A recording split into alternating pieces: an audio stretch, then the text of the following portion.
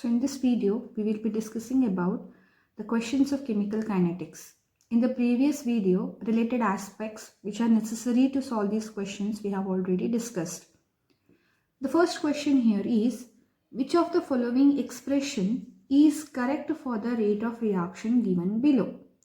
So, rate of reaction is given as change in concentration of reactant by time with respect to that with product and time. So, we had seen for the reactant concentration, that is minus change in concentration of reactant by delta T, which we can write for this expression as, since there are 5 moles, so the number of moles we can write it as minus of 1 by 5 change in concentration of Br minus divided by delta T. Now here if you look at the options, they have just related Br minus and H plus, Br minus H plus, Br minus H plus, Br minus H plus. So based on that, we will see here we are having Br minus as well as H plus both on reactant side. So the change in concentration of a reactant here, if we consider, so it is minus 1 by 5 change in concentration of Br minus by delta T, which is equal to 1 minus 6. Why we are taking it as 1 minus 6? Because there are 6 moles. Why we are taking it as 1 by 5? Because there are 5 moles of Br minus. So 1 minus 6 change in concentration of H plus divided by delta T. Now if we consider here negative sign gets cancelled. In all the options we have change in concentration of Br minus by time.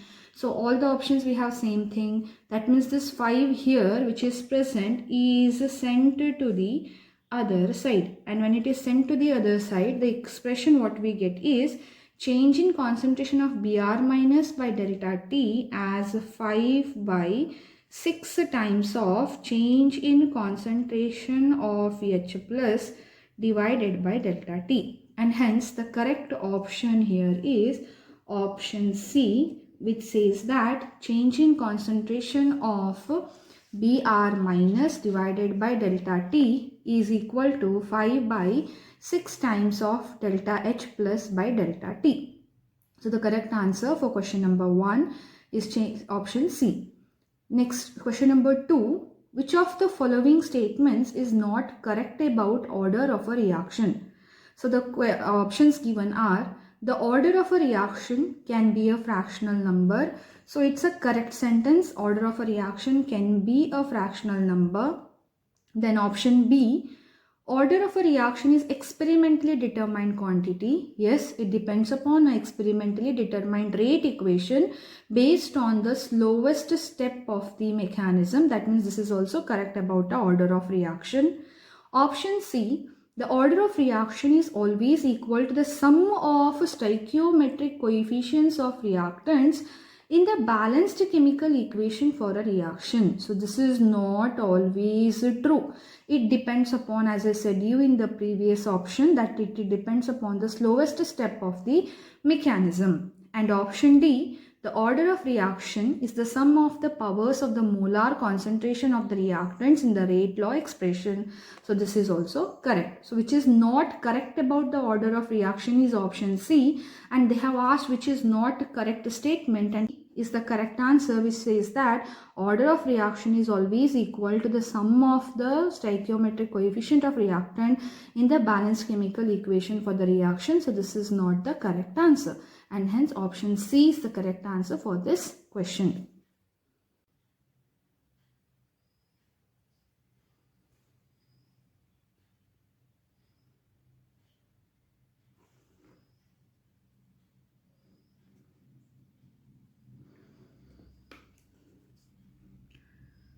The next is question number 3. It says that in many reactions, the reaction proceeds in sequence of steps.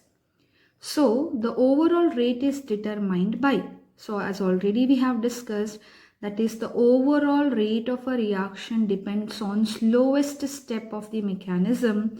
Hence when we look at the options, option A is fastest step, B is the slowest step, C is molecularity of the steps, and D is order of different step. So the correct answer here is option B, slowest step. Now next one, if we consider question number 4, the rate constant of a reaction A plus B forming products. It is observed that doubling the concentration of B causes the reaction rate to increase 4 times, but doubling the concentration of A has no effect on the rate of reaction. The rate of equation is therefore, so if we consider here, as they have given the rate expression as rate equal to, that is A plus B is the other reactant.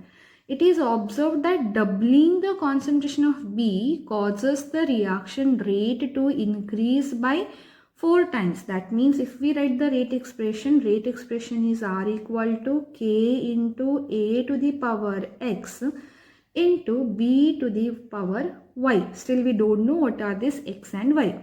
If you double the concentration of A, it has no effect on it. It means X value becomes equal to 0. Since it has no effect, anything raised to 0 will be equal to 1. So there is no change, so X value is 0. But what they are saying is if you double the concentration of Y, the rate increases by 4 times. The rate is, that is R becomes equal to 4R. When you increase the concentration of B by 2 times, that is 2 to the power 2 times of B to the power Y. So here when you take this 4R divided by R and here by divided by 2y by, we get the value as 4 equal to 2 to the power y.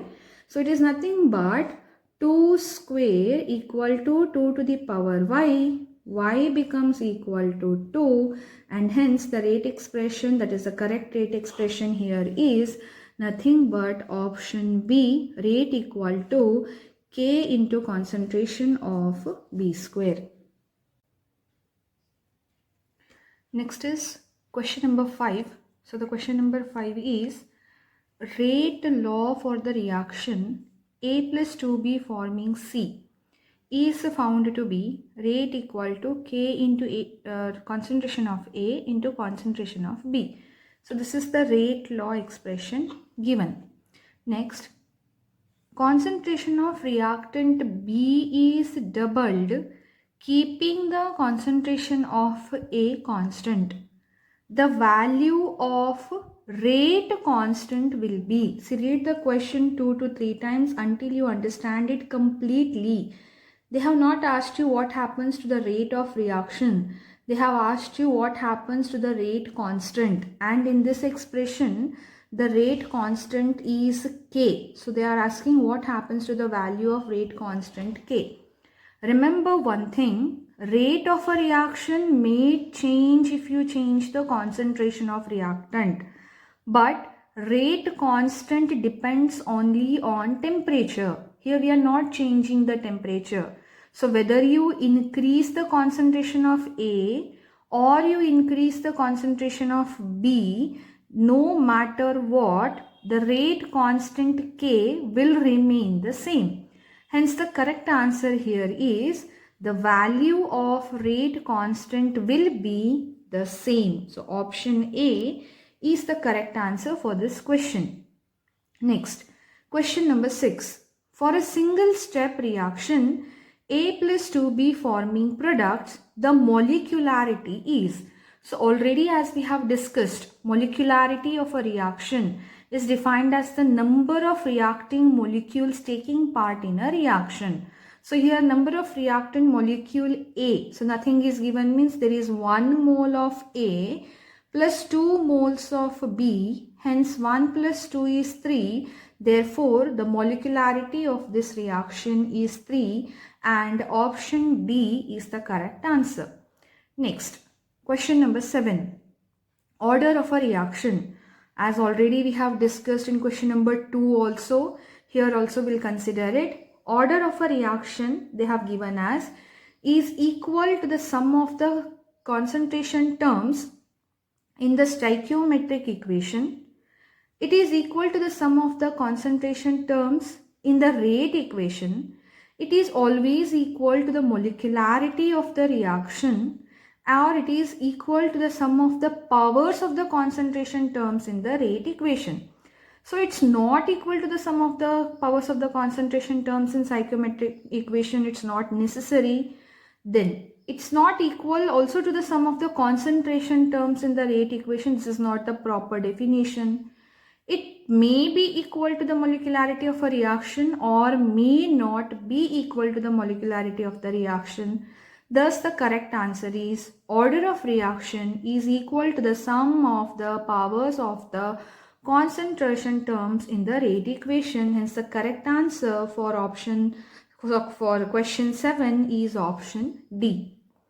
Next, question number 8. Unit of specific reaction rate for second order reaction is. So already we had discussed a formula, that is a trick how to find out the unit of any order reaction. So unit of any order reaction, the formula was concentration to the power 1 minus n divided by time. Time is in seconds.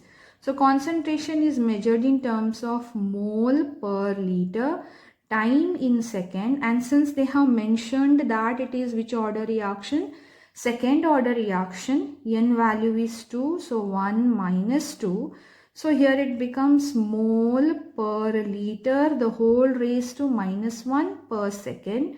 So when you simplify, you get it as per mole liter per second. So here when we find out the option, the correct option is per mole liter per mole per second. So option D is the correct answer. So question number 8, option D is the correct answer. Next, when we go with question number 9, decomposition of ammonia on the surface of tungsten is a reaction of. So this is a reaction, an example given in your NCERT. It is an example for a zero order reaction. Then next is inversion of cane sugar in dilute acid is. So inversion of cane sugar in dilute acid is a pseudo first order reaction. So why it is a pseudo first order reaction? Because cane sugar is present and acid is present in larger amount. So when any other reactant is present in larger amount or is in excess, then it is not considered while writing the rate of reaction. Thus, the rate of reaction depends only on the quantity of cane sugar present. So when you write the rate expression, you get only one reactant, 1 mole of one reactant, and hence although it has more than 2 reactants, although it may be a higher order reaction, but experimentally it becomes a pseudo first order reaction. Hence option C is the correct answer, that is pseudo first order reaction. Then question number 11, the half-life of a first order reaction is. So how we represent half-life of a first order reaction? T half is equal to 0.693 divided by K, where T half is half-life, K is rate constant. So the options given here are inversely proportional to the initial concentration of the reactant, independent of the initial concentration of the reactant, directly proportional to the square of the initial concentration of reactant, directly proportional to the initial concentration of the reactant. So when you look at this expression, there is no reactant term.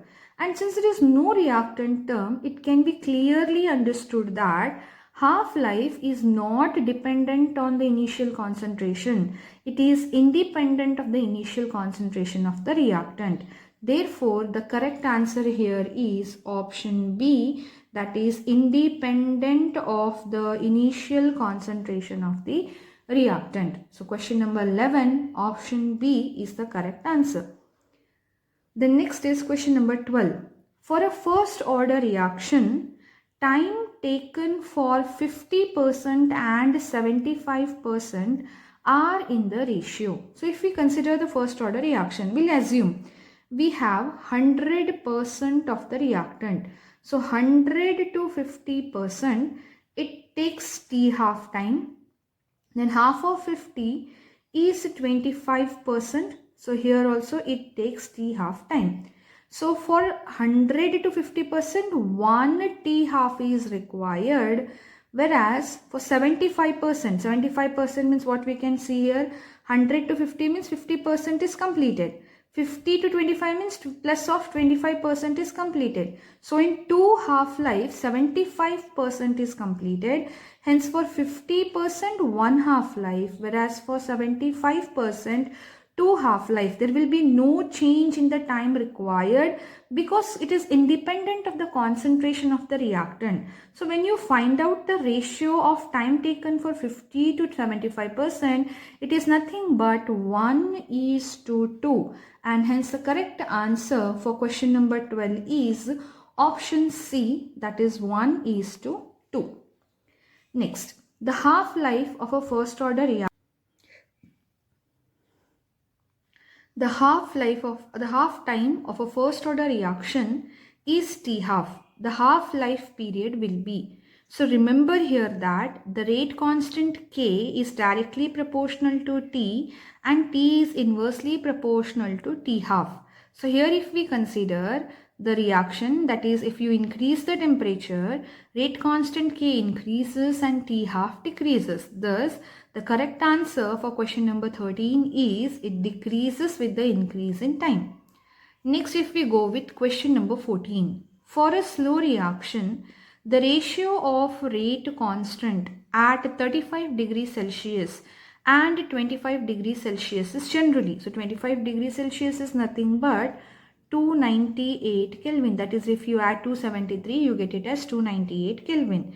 And similarly here also, if you add 273, you get it as 308 Kelvin. So these are nothing but the temperature coefficient which we calculate, and temperature coefficient is always given as the ratio of 2 or 3. And here we have the option A as 2, and hence the correct answer is option A, 2. Next is question number 15. So question number 15 is, which of the following is not true according to the collision theory of reaction rates? So the options given are, only activated collisions result in the reaction. Option B, molecules which have acquired the energy of activation can colloid effectively. Collision of the molecules must occur before the reaction can occur, and all collisions are capable of forming the product. Only activated collisions result in the reaction. Yes, that is only which give you the product. Molecules which have acquired the energy of activations can colloid effectively. That is also true. Collision of the molecules must occur before the reaction can occur. That is also true. So what is not true is all the collisions are capable of forming the product. So the collisions which have proper orientation of the reactant and which have the minimum energy, which we call it as activation energy, only are capable of forming the product. So option D is not a correct statement for collision theory, and hence the correct answer is option D for question 15. Next, question number 16. The minimum energy a molecule should possess in order to enter into a fruitful collision is known as. So minimum energy to enter into a fruitful collision is threshold energy, and the maximum energy to form the product, we call it as activation energy. Already we have seen that activation energy is given as the difference of threshold energy and reactant energy. Next, question number 17. The ionic reactions are usually very fast because it is due to the interaction. Option A, interaction energy between charged ion is greater than between the neutral molecules. Option B, it does not involve bond breaking. Option C, the number of collision between ions per unit volume per second are very large. And option D, these reactions are highly exothermic. So the actual reason for this is option B, it does not involve bond breaking. Next, question number 18.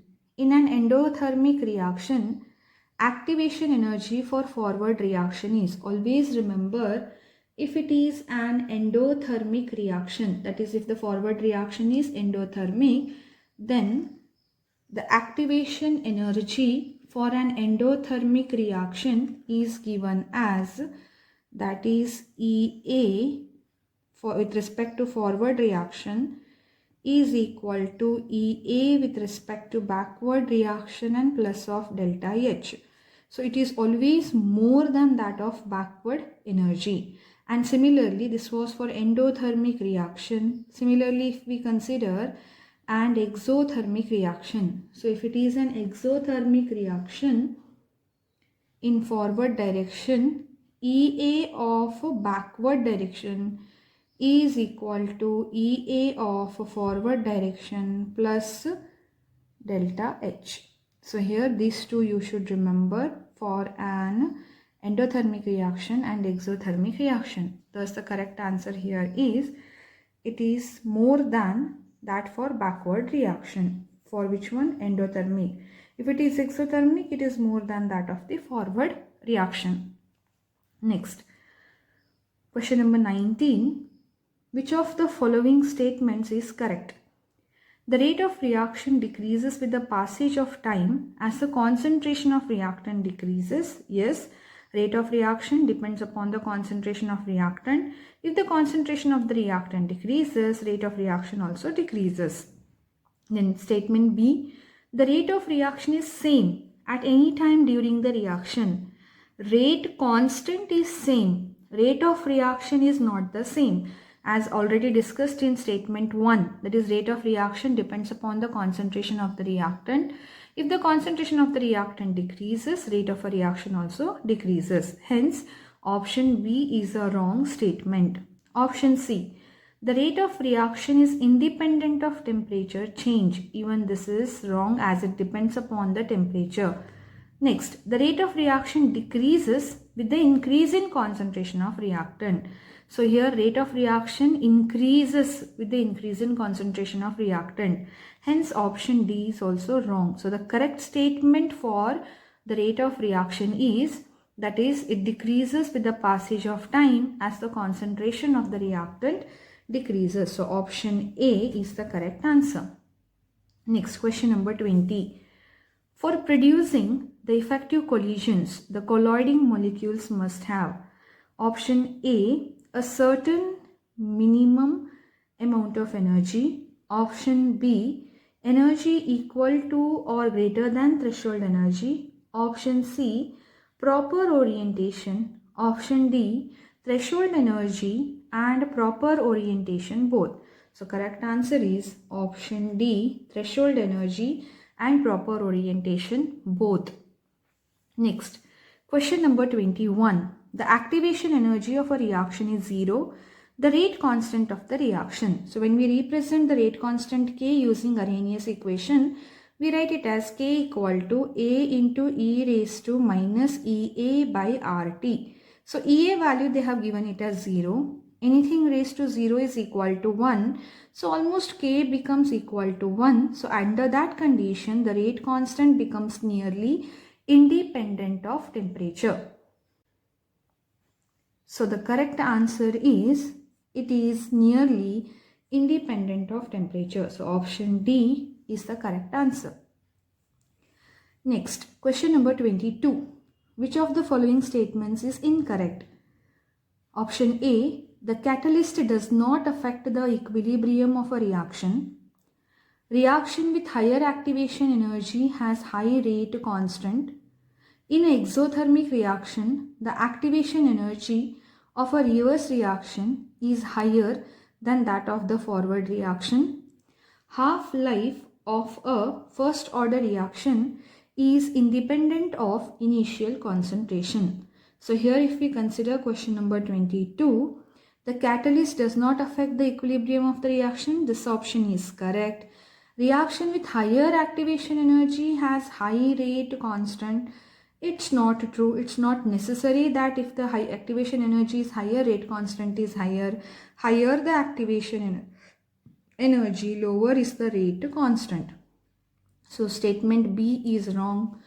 Statement C, in exothermic reaction, the activation energy of the reverse reaction is higher than that of forward reaction. That is what we have represented above. That is, activation energy of a backward or reverse reaction is equal to activation energy of a forward reaction plus of enthalpy, that is a delta H value for an exothermic reaction. And option D, half-life of a first order reaction is independent of initial concentration. That is also true, as we have seen with the expression T half is equal to 0.693 divided by K.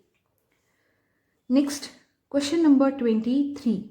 Which of the following statements is incorrect about the collision theory of chemical reaction? So the first option is, it considers reacting molecules or atoms to be hard spheres and ignores their structural features. Yes, this is the correct statement according to collision theory, as one of the postulate of it says that the reacting molecules are considered as hard spheres.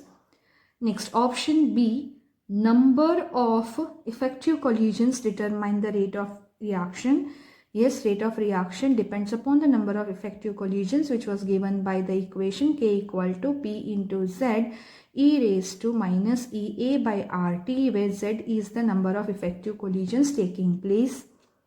Next, option C, collisions of atoms or molecules possessing sufficient threshold energy result into the product formation.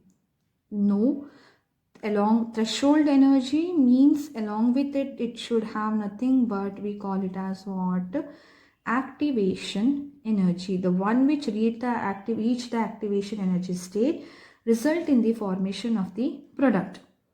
Then option D, molecules which colloid with sufficient threshold energy and proper orientation for the collisions to be effective. Yes, molecules should colloid with sufficient energy and proper orientation for an effective collision. So this is also a correct statement. So here collisions of atoms or molecules possessing sufficient threshold energy results into product formation is a wrong statement. So option C is a wrong statement regarding the collision theory of chemical reaction. Next is question number 24. A first order reaction is 50% completed in 1.26 into 10 to the power 14 second. How much time would it take for 100% completion? So if you read the question properly, you can see that it is taking half, that is to half complete, to reduce to half of its concentration. The time taken is 1.26 into 10 to the power 14 second. But for 100% completion, the time taken will be equal to infinity, that is infinite. Why? Because a reaction is never 100% completed. So hence the time required to decrease to half of its value is infinite. Next, question number 25.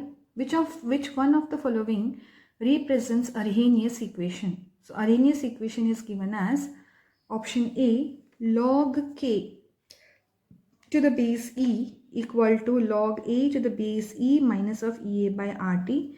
This is Arrhenius equation. K equal to A into E raised to minus EA by RT. This is also Arrhenius equation.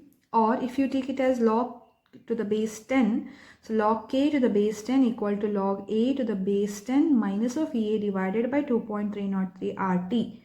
This is also Arrhenius equation. So the correct answer is option D, all of these. Next, question number 26. The role of catalyst is to decrease. So it is to decrease. They have given as Gibbs energy. That means you should know that a catalyst does not affect Gibbs free energy. Enthalpy of reaction, no. Activation energy of the reaction, yes. A catalyst decreases the activation energy and increases the speed of the reaction. And the equilibrium constant, you should know that a catalyst does not affect the equilibrium constant. So the correct answer for question number 26 is C. That is activation energy of the reaction.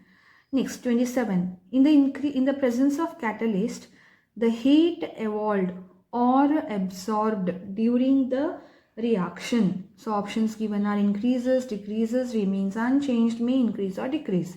So remember, a catalyst equally increases the reaction rate of a forward reaction as well as the rate of a reverse reaction, and hence if the forward is exothermic, the reverse will be endothermic or vice versa. and if both are occurring at the same speed, there will be no change in the energy evolved or absorbed. Therefore, option C, which remains unchanged, is the correct answer. Next is question number 28. Which of the following statements is not correct for the catalyst? It catalyzes the forward and backward reaction to the same extent. This is a correct statement for a catalyst. It alters the delta G of the reaction. No, it does not alter Gibbs free energy. It is a substance that does not change the equilibrium constant of the reaction. True. It provides an alternate mechanism by reducing activation energy between reactant and product. That is also true. So what is not correct is it alters delta G of a reaction. As I said you earlier in the above problem, that is Gibbs free energy is not changed by a catalyst, and hence the wrong statement here regarding catalyst is option B. Next, question number 29. The value of rate constant of a pseudo first order reaction depends on the concentration of the reactant present in small amount, depends on concentration of the reactant present in excess, is independent of the concentration of reactant, depends only on temperature. So already, as we have discussed, if it is a pseudo first order reaction, it is independent of the reactant which is taken in excess. It depends on a reactant which is present in smaller amount. Hence the correct option is option A, that is depends on the concentration of the reactant present in smaller amount. Then next, if you consider the next question is activation energy of a chemical reaction can be determined by determining the rate constant at standard temperature, determining the rate constant at 2 temperature, determining probability of collision, and using catalyst. So the best suitable option for this is determining the rate constant at 2 temperatures, and you can use the equation log of K2 by K1 equal to EA divided by 2.303 R into T2 minus T1 divided by T1 T2. So using this equation you can determine the activation energy if you know the rate constant's value K2 K1 and T2 T1. R is a universal gas constant. Thus by knowing all these terms you can easily calculate the activation energy. So these were few of the multiple choice questions which may be important for your PU board exams. So I hope you might have understood it. Prepare well. All the best. Thank you for watching.